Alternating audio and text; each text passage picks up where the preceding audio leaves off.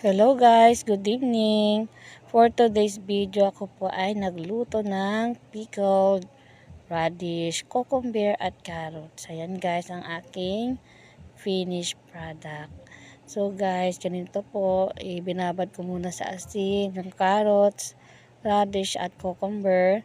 At hiniwa ko po ang mga sibuyas, bawang na ihahalot ng spring onion. Nagpakulo po ako ng suka na may asin, asukal, at mayroon na rin pong mga bawang para pumakulo at sibuyas, paminta.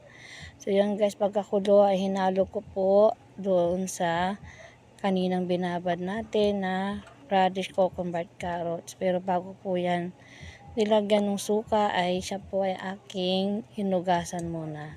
So ayan guys, nalagay na natin sa ating empty bottle o empty na bottled na lalagyan para po kahit mainit siya ay hindi po siya maluto yung lalagyan. So yan guys, hintayin natin ng 1 to 2 days para gawing mas masarap. Yun lang guys, ay kakainin ko po for today panghalo at pang partner ko po sa aming pritong ulam para sa lunch.